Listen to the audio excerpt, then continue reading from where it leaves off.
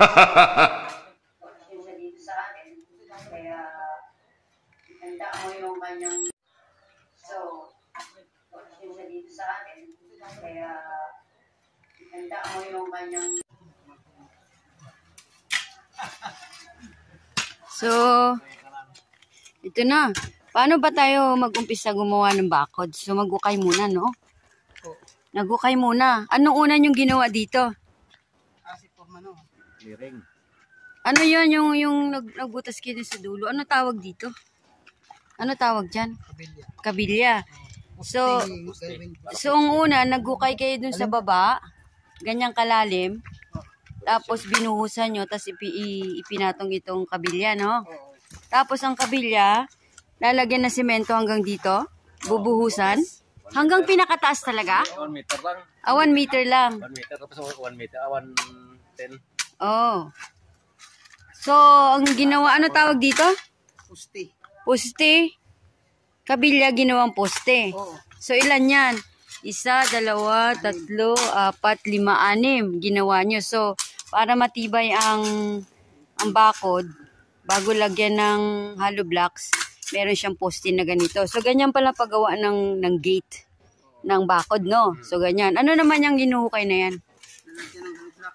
Ay, dito ilalagay yung hollow blocks. So, ilang patong ng hollow blocks ang kailangan natin? 5. So, 5 patong ng hollow blocks. Oh, half lang na siya. Oh, ito yung hollow blocks. So, naka-ready na. Yan. So, gano'n naman kalalim yan? 1 meter din ito. Hindi. Ang 2 block ang baon. 40, no? Oh. So, hindi ganun kadali gumawa ng bakod. Kasi, marami palang gagawin. Magukay dyan. Tapos gumawa ng mga... So, kailangan ready ka na na magpainit. Kasi, mula umaga hanggang hapon ng gawaan. Yan. So, pinapaganda itong harapan na to. Kasi, mahabang panahon na napabayaan. Kaya, ngayon may panahon. Kaya, medyo nabigyan ng yun na nga, panahon. Sige, banat. Pagod na ito, pagod. Kasi mula pa ito ng umaga eh. Di ba? So, ang susunod na mangyayari nito, pagkatapos ng bakod, yung harapan naman ng bahay ang aayusin dyan. Ayan, kasi gagawin niyang pulido na may simento dyan, yung landscape, para pag umulan walang putik. Kasi lupa pa yan dyan eh. So, isa ngayon, ito lang muna yung simpleng bahay ni Jan Siklag. Paunti-unti lang yung gawa natin kasi mahirap lang tayo eh.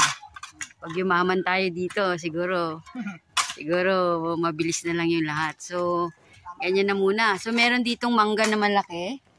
Hindi naman siya abot ng ng bakod. Kaya, hindi na namin yan puputulin kasi sayang eh, nag-aano na ito eh. Namumunga na raw ito eh. Nakatikim ka ba ng bunga nito dyan? Nakatikim kayo ng bunga nito? Hindi.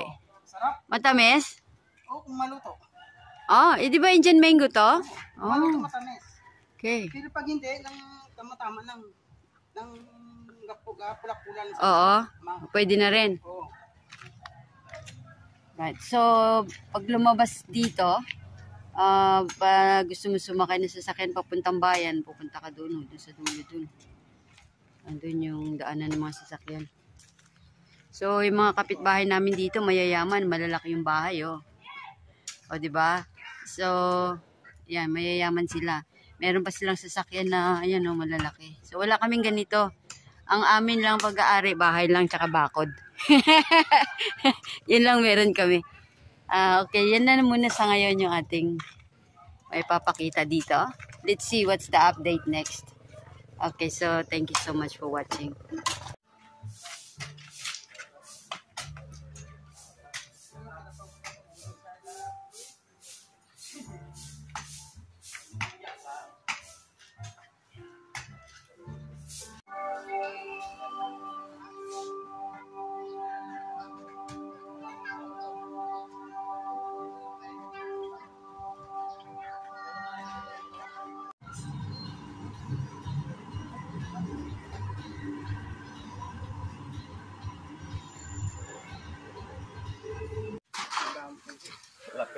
kayo sa kwan.